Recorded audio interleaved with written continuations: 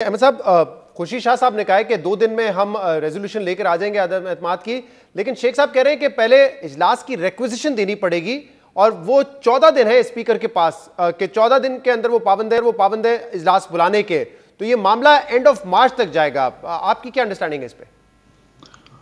कम से कम इस मामले में शेख रशीद साहब दुरुस्त फरमा रहे हैं, क्योंकि रिक्विजिशन चाहिए होगी और रिक्विजिशन में स्पीकर साहब 14 दिन उनके पास होते हैं मैक्सिमम, और अगर वो पूरे 14 दिन लें तो इसका मतलब ये है कि ये बात इजलास बुलाने वाली जो है वो 21-22 तक जा सकती है। अब एक और मसला भी है कि 22 मार्च को ऑर्गेनाइजेशन ऑफ इस्लामिक कॉन्फ्रेंस, उसके भी वज़राए ख़ारजा का इजलास जो है वो कौमी असम्बली की बिल्डिंग के अंदर हो रहा है। तो उस दिन अगर ये इत्तफाक से वो दिन बनता हुआ तो वो भी मुश्किल हो जाएगी, तो शेख एक आध दिन शायद आगे पीछे करना पड़ेगा। 23 मार्च को छुट्टी होगी, तो यूँ समझिए कि कोई 24 मार्च के करीब जाके इजलास हो सकता है। राइट। और इसके बाद फिर जो है वोट ऑफ नो कॉन्फिडेंस की तहरीक पेश की जाएगी, और उसमें कितना दिन लग सकता है वोटिंग के दिन आने तक? देखिए, 2-1 दिन तो लगेंगे उसको एजेंडे पे लाने में, यानी एक दिन क्लियर देना पड़ता है रूल्स के मुताबिक, और फिर उसके एजेंडे पे लाएंगे।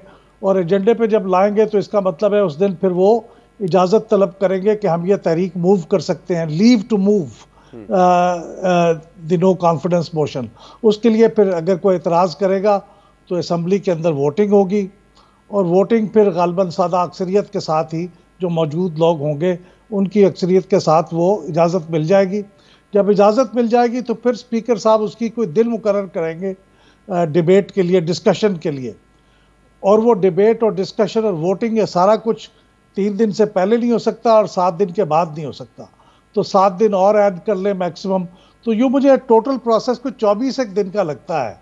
जिस दिन भी ये नोटिस देंगे उसके 24 दिन के बाद, यानी अगर ये कल भी नोटिस दे दें तो फिर भी ये मुझे बात ये अगले महीने तक जाती हुई नज़र आ रही है। 24 दिन का ये प्रोसेस है। मतलब इजलास की रिक्विजिशन देने के 24 दिन के बाद वोटिंग का मरहला आ सकता है अदम एतमाद पर?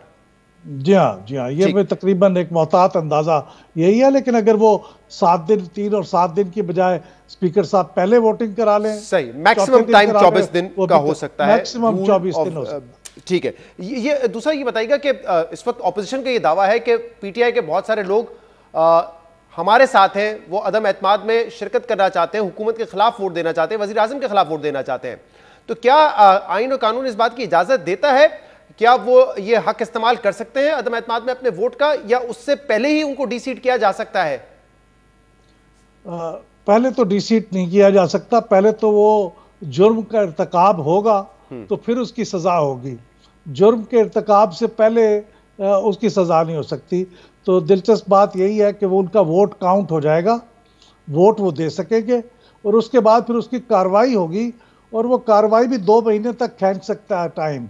यानी उसके लिए जो प्रोसीजर लिखा गया है उसमें भी 2-1 महीने लग सकते हैं उनको डिस्क्वालीफाई करने की अगर नौबत आई तो, क्योंकि उस पर इलेक्शन कमीशन के पास भी 1 महीना है और फिर कोई सुप्रीम कोर्ट के पास भी टाइम है।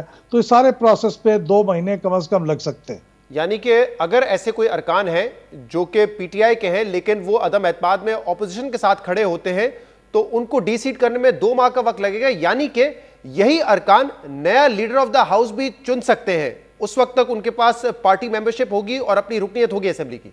जी हाँ, ये ट्रिकी सिचुएशन है, लेकिन ये बात अपोजिशन की तरफ भी यही बात अप्लाई होती है कि अगर अपोजिशन के कुछ लोग हुकूमत के साथ वोट देते हैं और वो वोट ऑफ नो कॉन्फिडेंस पे अपनी पार्टियों के साथ नहीं देते हैं तो उनके खिलाफ भी ये इनको भी डीसीट करने के लिए रेफरेंस मूव कर सकते हैं। उस सूरत में उनके ऊपर भी 2 महीने का टाइम, उनको भी मोहलत होगी। तो चूँकि इस वक्त हुकूमत की आप बात कर रहे हैं तो जी हाँ, वो नई हुकूमत बनाने में वोट भी दे सकते हैं। अगर तहरीक एतमाद कामयाब हो जाए प्राइम मिनिस्टर के खिलाफ तो अगले प्राइम मिनिस्टर की वोटिंग में भी वो वोट दे सकेंगे।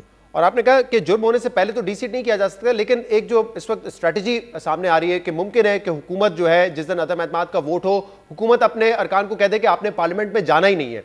लेकिन फिर अगर स्पीकर देखता है कि उस ऑर्डर के बावजूद कुछ ऐसे लोग पहुंच चुके हैं वहां पर वोट देने के लिए, तो क्या स्पीकर उनको उस वक्त रोक सकता है कि आपकी पार्टी ने तो मना किया है कि आपने वोट देने के लिए नहीं जाना है पार्लियामेंट में, तो स्पीकर ये इख्तियार इस्तेमाल कर सकता है क्या उस वक्त?